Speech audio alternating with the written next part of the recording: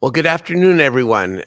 Welcome to A Warm Welcome. I'm Mayor Darrell Steinberg, and I am here with my new colleague, City Council member Lisa Kaplan, representing District 1. Welcome to you, Lisa. Hi, Mayor. How are you? I'm doing great. This is such a pleasure. So I have been holding these interviews as a way for the larger city to get to know some of the new members of the city council and just to have an informal and kind of in-depth conversation about what makes Lisa Kaplan tick and what are you interested in as you launch your first term on behalf of your district and on behalf of the entire city. And so we've known each other for a lot of years. Yes, we have. We worked in the legislature together, and you, of course, have been a very accomplished school board member out in Natomas for just for 1 or 2 years, for right? For how many years? 20 years. For 20 years. So, you know, without making it rote, why don't you tell us your life story a little bit? In other words, what brought you to that first public office as a school board member? I blame it on my mother. Okay. It's my mom's fault. Well, I got to meet, by the way. Yes, you did. Yes, Who I had the pleasure of swearing me in. But really, I grew up in was born in LA, but raised in a small town in Oregon. And my mom ran a daycare and a preschool out of her house, which was across the street from the elementary school. My parents were always involved in the community. You name it, they were volunteering. They were involved. So that's just how I grew up. Like, you get involved in your community and become an active citizen. So I moved to Sacramento in 97 to attend McGeorge School of Law. And, you know, law school's all encompassing, but I found that I really liked the legislative process. I had never been introduced to it. My family's not from it, but I liked the front end of how do you solve problems. And that brought me to the legislature. But getting involved in the community, I joined Natomas Rotary because in high school, I was a Rotary exchange student. So I knew the good that they do in the community. And through that, met somebody who said, wow, you're an attorney. You work in the legislature. You should run for school board. Mm-hmm. And you have children now, but that was before you had children. I was 26. You were 26. So I remember my response because the guy's name was Bob Moreno. I said, Bob, I'm single. I have no kids. Why would I join school board? And he talked me through that it's the policy, it's being involved. And I love kids. Like, I've always been around them because, you know, how my mother, again, education. So the thought process of being on the ground floor, of being a voice for children who didn't have a voice. Education's the great equalizer. So that, for me, my passion of being involved, I threw my name in the ring, and lo and behold, 20 years on the school board. So that started my love for public service and being involved. And at the same time, working in high-level positions in the state legislature. Yeah, unfortunately, being a school board member does not pay the bills. It does not pay the bills, right? Right. So I started my career, and that's where I met you, of working in the legislature. So I learned the process of how things come through. You were an assembly member, and I was a legislative director. I went on to be a lobbyist for a little bit, and then I held an appointed position with the state allocation board. But for the past 11, almost 12 years, I've run my own law firm, working with school districts, architects, construction companies, and others on how do you access state funding? How do you reach agreements between school districts and developers to build a school? How do you stay compliant on school construction and prevailing wage, and lease back and apprenticeship programs? So I get to work with the fun stuff. Right. I get to build schools. And for the public who may not know, the Citizens Compensation Committee has increased the amount of resources that city council members get, but it's not really a full-time, No. considered a full-time job, even though you spend undoubtedly more than full-time. You spend full-time. I am keeping my law firm open to some of my 2 longest term clients, which is mostly policy. But in reality, I am, between my husband and I, we understood this, that I would be taking a little bit of a pay cut Right. to join city council. Right. So I want to go back. Were you, as you were someone growing up and in your, say, your late teens, early 20s, were you one who always thought you were going to run for political office? No. No. It wasn't. No. Wasn't even in your. No. Wasn't going to be me. Not me. And why is that? I mean, do you remember? I think when I look back, it was, why should I be on the front? Why should I be the face of something? I liked being behind the scenes and helping find the information and working with people to solve problems. I wanted somebody else to take the spotlight. I wanted to be behind the scenes to help get things done, because I like the thought of solving problems. Like, just get it done. Get it done. Get it done. Yes. And, I had not been introduced to public elected office in such a way that that gets things done. So so lessons learned, because we're going to get to your current service and your new responsibilities as a member of the 9-member city council and representing District 1. But what about the years working in the legislature and your elective service as a school board member? Lessons learned about government, about leadership, about what's possible, about what's frustrating. What do you bring here that you learned along the way? So the assemblywoman I worked for the longest in the legislature, Assemblywoman Jenny Oropeza, who became a senator and unfortunately has since passed away, and one of your colleagues. And not only my colleague, but dear friend. She was chair of the Assembly Budget Committee. I was yes. chair of the Assembly Appropriations Committee, and we were conferees together. And then we served in the Senate together before she passed away, a dear friend. But also Jenny she started her career as a school board member, Right. became a city council member. And so she came with that wealth of me being young as her legislative director, but taught me look at the language, and then is the language a solution to the problem? Look at everything of what are we doing and how do we solve the problem? And she set that basis that really helped me grow as a ledge staff member. But as I look at things as a school board member and now as a city councilwoman, what are we doing to solve the problem? Is what we're doing solving the problem? So lessons learned is, one, read the language. But then also talk to people and relationships. She always used to call me a disappearing staff member because she couldn't find me. And that was before I had a cell phone. I only had pagers back then. We're having a lot of coffee. But she taught me to go to offices and have conversations, have face-to-face conversations and get to know things. And I would always tell her, hey, Jenny, I might be on the other side of the aisle having conversations because I want our legislation, when it gets to the governor, to have bipartisan support. Sure. Because I want to solve the problem, that it looks at it for the greater good. And she always used to, keep doing that, but I need to know where you are. So, those were a lot of lessons of it goes to relationships. Get to know people. Relationships matter, but also do the homework. So how is the school board experience different from the legislative experience in terms of what you learned and what it takes? So legislative, sometimes you dream big because it's the wording. You're not implementing it. Where at the school board level, we're actually implementing what is passed at the statewide level. And sometimes I find it very interesting, the disconnect of when you dream big, can it actually accomplish what you're trying to do? But I loved being a school board member because you look at it of education truly is the great equalizer. And Natomas Unified is one of the most diverse districts in the United States. When you come out of Natomas Unified, I want you to be a global citizen, whether it's you're going into career technology, you're going on to college, but I want to give every child a phenomenal education such that it is their safe space, no matter what's going on at home. Have them graduate and know that that was a safe place for them to learn, to give them skills to move on with their life. I mean, for me, trying to figure out how you do that, what programs you have, what social services you have, what healthcare you have, how do we train our teachers? How do we increase the diversity of our teachers? It's how do you do all of that on the ground floor, the nitty gritty, that I loved being a school board member You loved for. it. Loved it.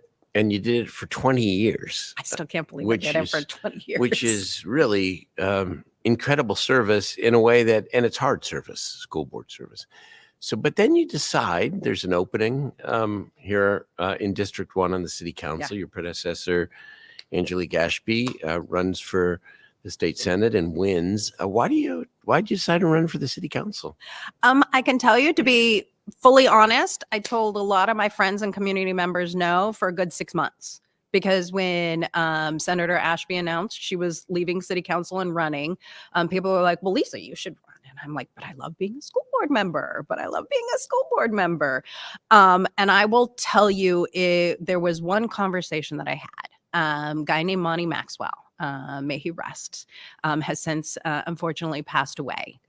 Phenomenal community member I have known probably my entire 20 years. Always active in our schools, a football coach, on our Natoma Schools Foundation. We were on the sidelines football game, I think in 2021. And he said, Lisa, you know our community. You love our community. You have the knowledge. You have the background. We love you. It's time for you to graduate and do bigger things for the city. And to know Monty is to know he looked at you, he looked through you, he grabbed your heart, and then really made you think about something. And I went home that night and talked to my husband, and I was like, Beej, I think we need to have a family conversation. Because it is a family decision. And my two girls. So 2 girls, how old? 7 and almost 10, because Viva will tell you it's less than a month before her 10th birthday. So had a family conversation with them. And I think the cutest thing was both girls looked at me and go, well, what are you going to be in charge of now? They're like, you're in charge of schools.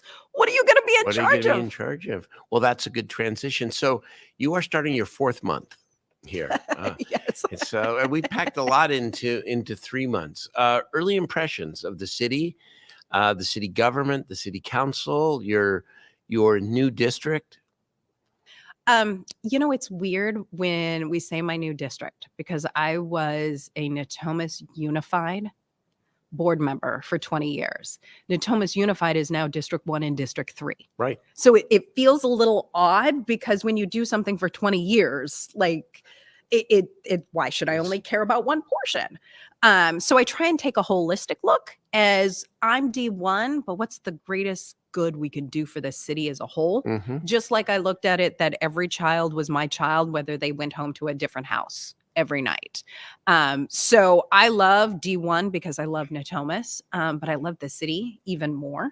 I think we have amazing city staff that don't get highlighted enough. They really work hard.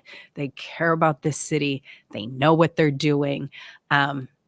I wish there was a way that we highlighted more of our really awesome city staff. They have taken the time that when I am constantly asking for a briefing or give me the background, but their knowledge, their history, their thoughtfulness, our city staff is really stellar. I agree with you. We have a great, great city staff. And We try certainly to recognize people at the city council meetings in the community, but there are a lot of unsung heroes and heroines who just do it every day. Look at during the storms. I mean, you and I were out at the utilities yard there down in the South area, and 24/7 they were on doing that. I mean, and realizing how many trees were down and trying to get things up, and each agency coordinating from RD1000 to Office of Emergency Services, the state, everybody working together to make sure, one, the city didn't flood. We were on top of things when the power went out, SMUD working together with everything. I mean,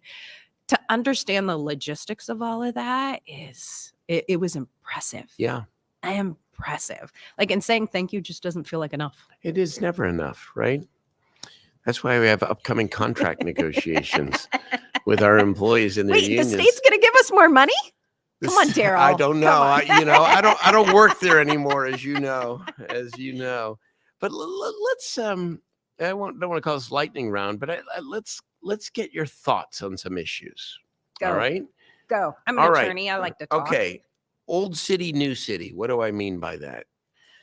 There are some who say that the city's city should stay in its lane, and we should be the provider of basic services, and we should not worry too much about things that are outside our traditional zone, whether it's affordable housing, whether it's investment directly in economic, in job creation and economic growth, whether it's investing in our community-based organizations, whether it's art and culture. And since I've been here for the 6 years as mayor, I think that's been a theme. What is the balance between the city strengthening itself as an organization and providing those basic services, and looking outward and investing more directly in the community? What do you think? I think it changes with the times. Mm-hmm. I think government is not necessarily seen as nimble, but government needs to be somewhat nimble to address it, because you can't say something, we do A, B, C, D, and never relook at what it is that we do. So I think it's incumbent upon all of us. What is our mission and vision amongst the 9 of us? What do we vision for the city? And then you have to budget and policy-wise accordingly. So there is no one rubber stamp standard. I don't believe in that. When somebody says, well, we always did it this way. Why? So maybe a different form of that question is to ask you about your thinking around the Natomas, specifically District 1. Yes. And the rest of the city in terms of just the age, for example, of the communities. We're new comparatively. And the durability and quality of the housing, the different feel in the neighborhood versus other neighborhoods of the city. How do we how do you look at that? Well, we need to be one Sacramento. Yeah. Straight up. We're one Sacramento. Yes. Natomas is a master plan community. So it wasn't something that was built as the city grew. The city was very thoughtful in the master plan process of what does it look like when basically the flood moratorium was lifted for growth. And so Natomas does look different because the city and the elected leaders back then took the time, making sure we had enough parks, subdivisions. What I think hit us harder was when the flood moratorium hit. So we built all this housing, but we had no other critical infrastructure or things to do. We were planning the aquatic center and pool back in 2005 and 6, but the flood moratorium hit and it didn't get built till 2022. So, it's the understanding we're new, but there's also, you got to look at equity for the entire city and the entire area. Well, that's just it. I mean, as we think about the distribution of limited public resources, does it make sense to say that we ought to focus more attention on neighborhoods that have been traditionally disadvantaged, or neighborhoods that have a history, for example, of redlining or of... But again, I think it goes back to, where do we want to budget? Because we only have limited funds. Correct. Where is it? And Natomas does tax itself differently. That's why we can maintain our parks and we have things. That's how the structure of how it was set up. But I think we would be doing our city a disservice if we didn't look at the historic inequities and what can we do, because we can't change society, but we can try and put policies and things in place, and looking at where are the safety concerns, because everybody wants to live in a safe city. Everybody wants good schools. Everybody wants to live in good neighborhoods and have parks and public amenities. How can we look at that equity lens through all of what the city is doing, which is you have done a lot of that leadership in the city. Thank you. Thank you. Okay. More law enforcement or more youth programs? And I know Yeah. it's not either or, but I'm just trying to get you to articulate. I don't think there is an answer. It's, again, I go back to, so if law enforcement, what are we solving? And is more law enforcement going to solve that? Youth programs. We know we need more connections between our youth and our community and safety. Are those youth programs working? Where are we putting the money, and is it actually accomplishing what we want to do? I go into that data. I'm your policy geek. It sounds great, but is it actually accomplishing what we want to do? So before I move to some other hot buttons, because it's one of the things that's impressed me about you, is that you want to get into the detail, and you want to know whether or not the evidence, the data supports whether or not the investment is actually making the difference. My opinion, I agree with you, by the way, government in general at all levels does not do a very good job with outcome-based accountability. No. How are you going to improve that here at the city of Sacramento? We did that in Natomas. Okay, tell us. What's the magic? A really good city manager and mayor, which we have, because I can tell you in Natomas, it took getting a phenomenal superintendent, Chris Evans, who after 10 years in Natomas is retiring. But Chris came in and took board direction that said, we need to look at what we're doing and what evidence and data do we have that says that this program is working for our kids? Because we were with limited funding. Give an example of something that you increased funding for because the data showed it work, and something maybe that you discontinued because the data said, nah. So we looked at things, and I call it CCLI, continuous cycle of learning and improvement. So you start something. We looked at our after school providers and our connections of like our CBOs and after school programs. And we asked them to start looking at their students. And we did a whole data assessment of, is it improving their attendance? Is it improving behavior? Because you can look at some things and people can say it's really good for the kids, but is it doing something? And I always understand there's that intangible, like there's the je ne sais quoi. You can't put data or a finger on it, but what does that all say? And then how much is it costing per student?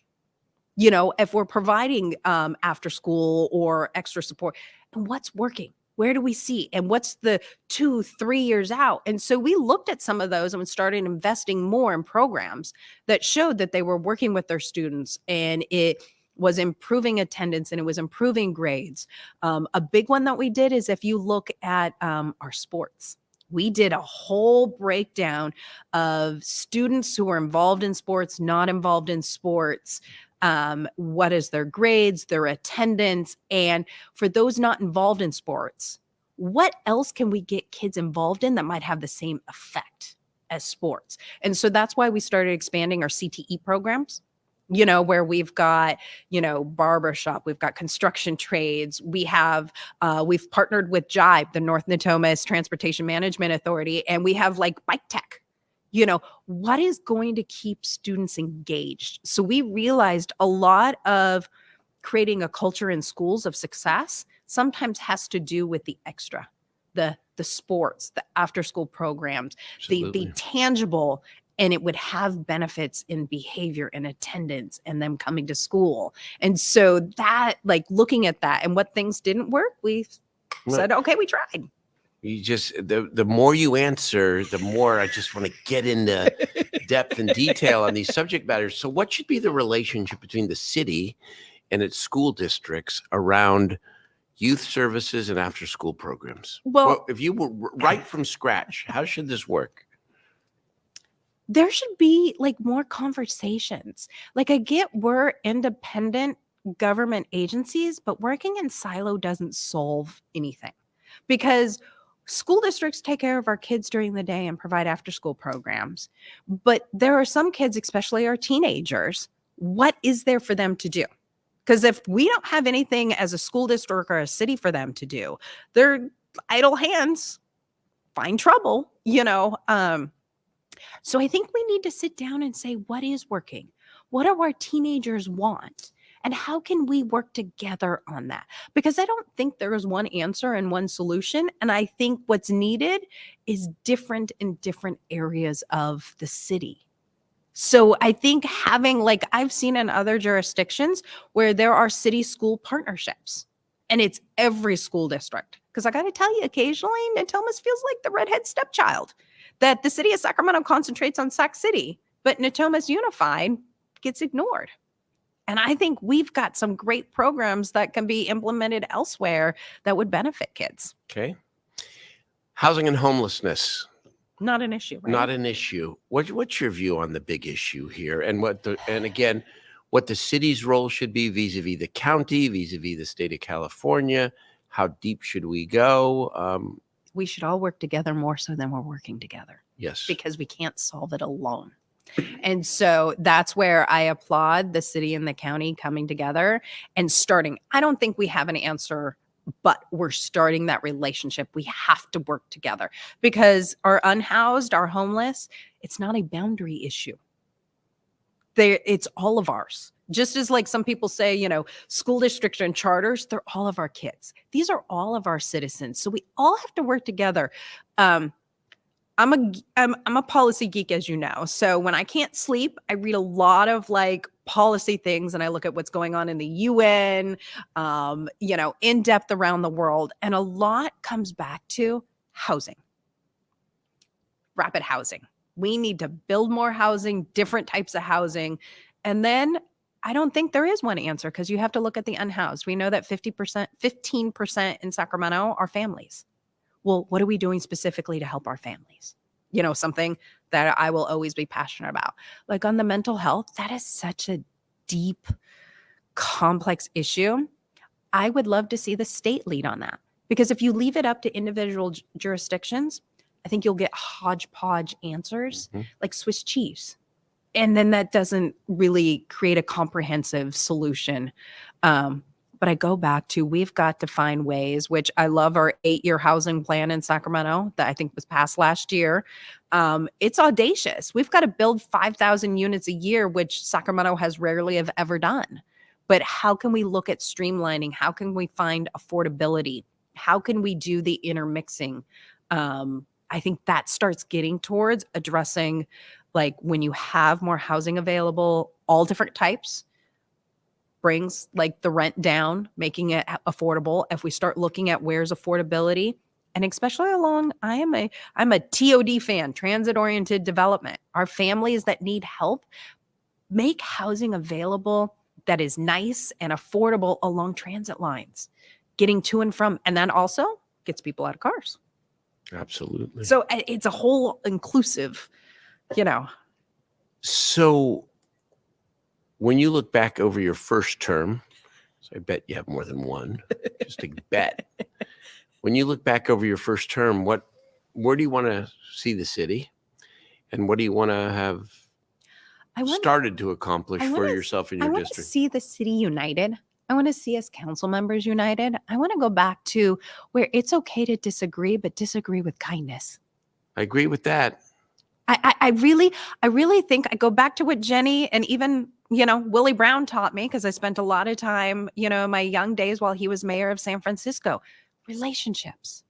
Get to know people and their differences and be okay that we're different and find a level of governance and respect without it being political, because we have so many issues we need to solve. I would love to see us really tackling the housing.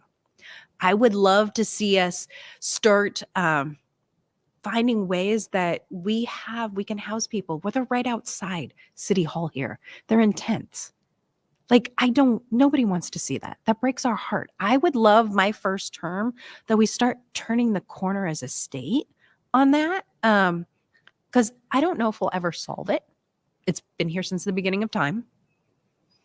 but I'd like to see us find ways that I will go back to, gosh, we got to do more for families. We got to do more for women and children. I am a survivor of domestic violence, so it's something that I am very passionate about. Do you talk about that?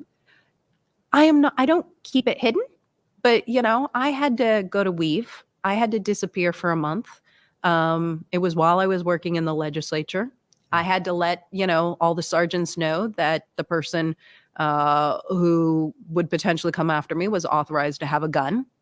I got my car stolen. I got trailer hitch thrown through the back seat of one car. I had to live with a friend's parents for a month so I could upgrade security at my house to even feel safe in my house. So, I build off the strength of what I've been through. I'm not ashamed of it. People Nothing see, to be ashamed of. you were an attorney, Lisa. How could you? But it happens to everybody. So I'm using my experiences of having been in a relationship that way, of having been fired when I stood up for myself and I refused, when it was more sexual harassment. In the legislature. Yeah, I was one of the first signatories to the Me Too when I wasn't given a raise because I wouldn't date my boss. Oh my. And that still happens today. I've learned from that and know that those stories exist with so many people. So I want to say I fight this hard for my girls. I have girls. I don't want them to fight as hard as I have. And how can we create a city, and how can I be a leader that starts addressing those inequities when women are escaping violent situations, when women to this day are still facing harassment or talked about as they're difficult, when in reality they're smart and on top of things and they're asking the right questions, but nobody would say that of a man. I want to see a city that, just like we dream about, you dream about, that there is that equity, that there is that equality, so that people know when they come to Sacramento and they're working with our city, that we have that equity lens and that focus, that we can make it better for those that may not have the voice, that I can be a leader for women escaping violent situations, that we can be a leader for the equity of women and girls, as they're upcoming, so they don't have to fight. I was going to ask you as my last question, what's in your heart? But I think you just answered it. I think you just answered it really beautifully, and sharing some of your own pain and your own experiences as well. I really just want to thank you for that. Because politics really is the fusion between head and heart. Right? And how do you put the two together to help make people's lives better? 100%. I am serving because I want to make it better. Like, I passionately believe in my bones, we got to do better. We have to do better for our African Americans and our Hispanic. And we have to do better with the culture that we have around police violence and the perception of that, and recreating relationships. We have to do better of connecting between the city and county and our schools for our kids, for that next generation, because the United States was to perform a more perfect union. We are constantly striving for a more perfect union, that I just believe I should be a voice and a leader in that. And I'm okay if my voice is a minority. I've been in the minority, but it's like, I will continue to fight for the underdog because somebody has to. And you get it. This is part of what my grandmother taught me. It's the DNA. But also be with my Jewish heritage. Well, go ahead. Say it. Gotta let you talk about that. My grandmother constantly said, Lisa, if not you, then who? If you're not going to stand up for the less than, who is? And what does that have to do with your Jewish faith? A lot with World War II, of what happened to Jews in the Holocaust. Sure. Very common, right? You feel that sense of great obligation. Or as taught to us by our elders, of that obligation that we should embody. So before we go, you said something earlier that I just want to go back to, and you're very passionate and you're very strong. And so how does one model, and you do a good job of it, but how do we all model arguing, fighting, disagreeing, but doing so in a way that, as you described earlier, is civil and actually helps bring people together. I think it's taking the time to understand where somebody comes from. And believe me, it's a fight because I get very passionate and I try and be mindful that I am not attacking a person. I am attacking a policy. And that I also sometimes step back and ask, why do you have that position? Like, I am not perfect and I get it by my legal training, by nature. I find an argument and I will go. But I think it's sometimes taking a step back and why? Why should we do it that way? What's in your heart? Why do you want to go there? But be mindful of sometimes when we say things and we do things, and I get this, it's a process I'm still learning because I am so passionate about some things. Is it negatively affecting somebody else? What's the impact of my passion on somebody else? And trying to be mindful of that. And I think I'm going to be striving to fix that for the rest of my life. But when you say a more perfect union, it's also all endeavoring to be more perfect people, right? Exactly. But I it's something my office, and we have a sign in our office that says better together. We're better together than anything else. So how do we figure out that more perfect, imperfect family that we are as a city council? Because we're better together than divided. I think that's a great last word, or last set of words. It's been a real pleasure. Thanks, Darrell. And it's more of a pleasure to just to be able to work together day in, day out to make the city, a place for everyone. Absolutely. It is an honor to think back to my days when I first met you as a young staff member and you were an assembly member to now. I was young then too. Yeah. That we are colleagues and that your wealth of experience and your years of service do not go unnoticed. So I think it's an honor to be able to serve with you. Mine too. Thank you. Thank you, Lisa Kaplan. That's it for another episode of our award-winning podcast.